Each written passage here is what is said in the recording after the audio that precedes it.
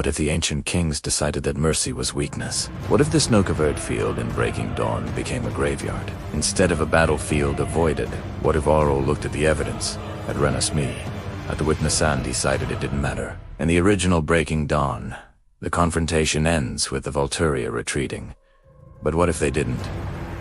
What if the most powerful vampire coven in existence decided to enforce their law with absolute finality? What if the Cullens, their witnesses, and everyone who stood with them faced the full wrath of vampire royalty? This is the timeline where power wins over mercy, where ancient law crushes modern compassion. This is, what if the Volturi won? Imagine this. The clearing in Forks, snow falling softly. Two armies facing each other across an impossible divide. The Cullens and their witnesses on one side.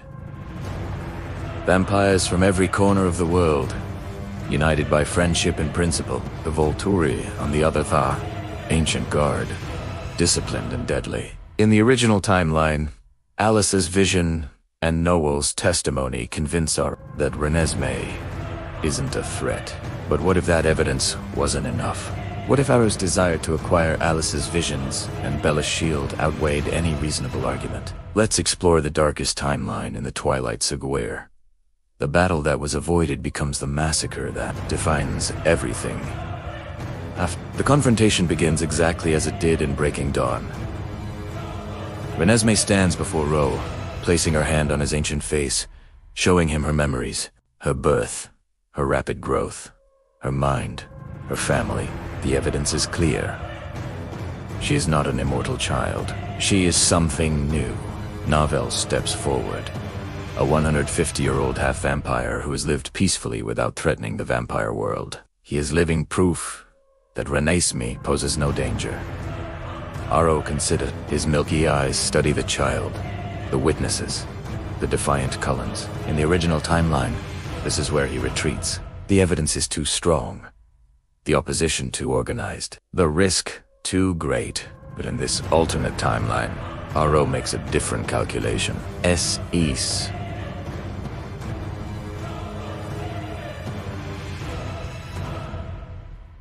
Alice, whose visions could predict the Volturi's every move. He sees Beja, whose shield could protect an entire army from the Volturi's greatest weapons. He sees the witnesses vampires from every territory, united against Volturi authority for the first time in millennia. And he sees a threat, not from the child, but from the coalition forming against him. The child may not be an immortal child, Aro announces, his voice carrying across the clearing. But the law has been broken. Witnesses have been gathered. Alliances formed against us. This cannot stand. Carlyle steps forward.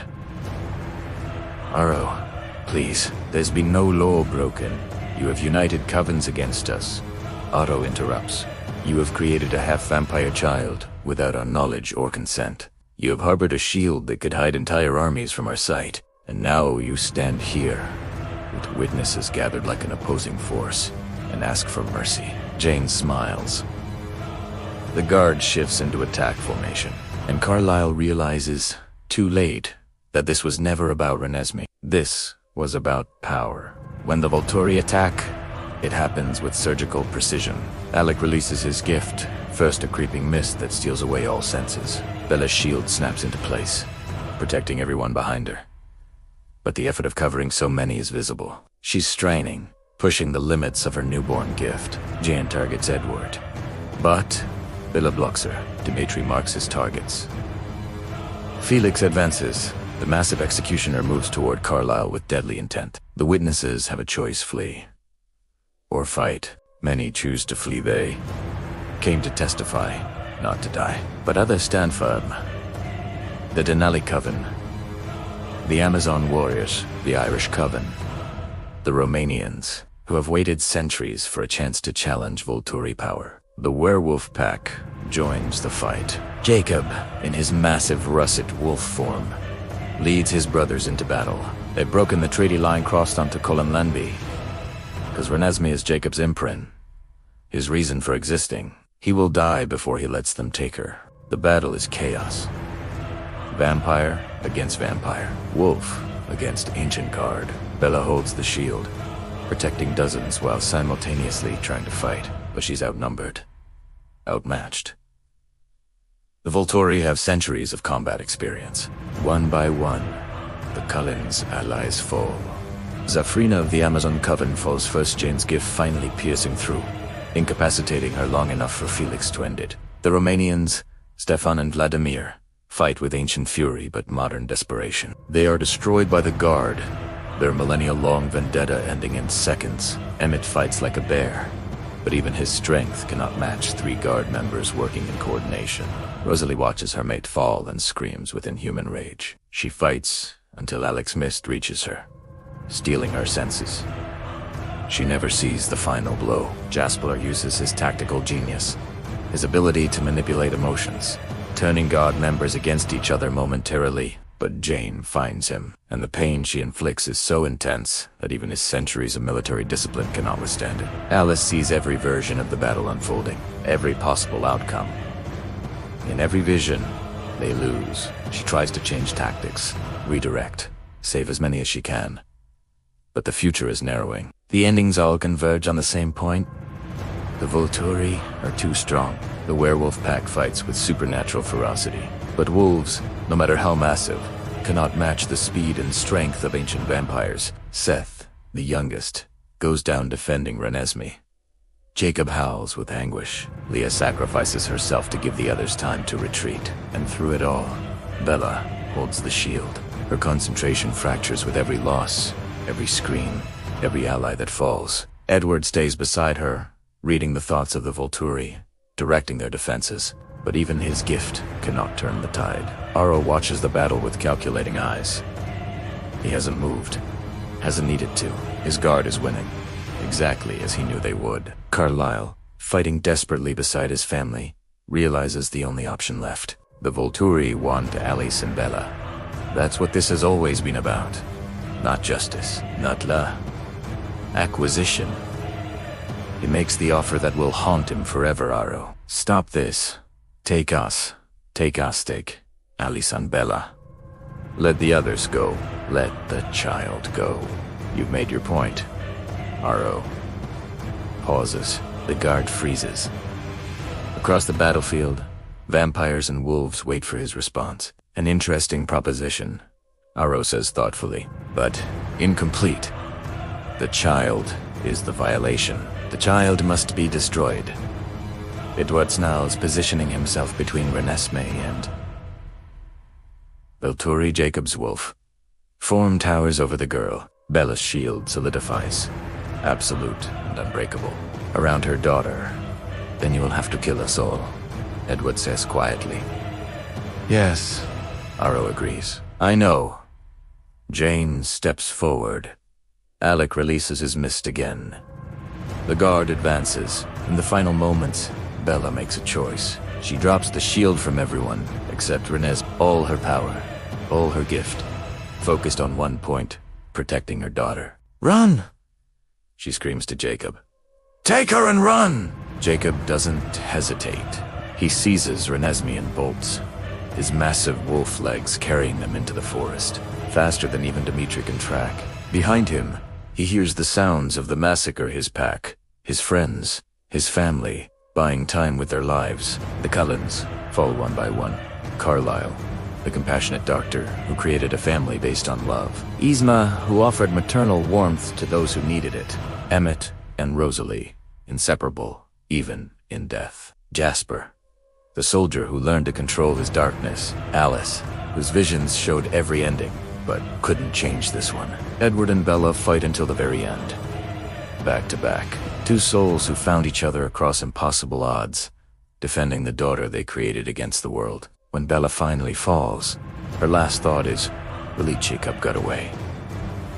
Renesmee is safe. Edward hears that thought, and in his final moment, he is grateful. The clearing is silent.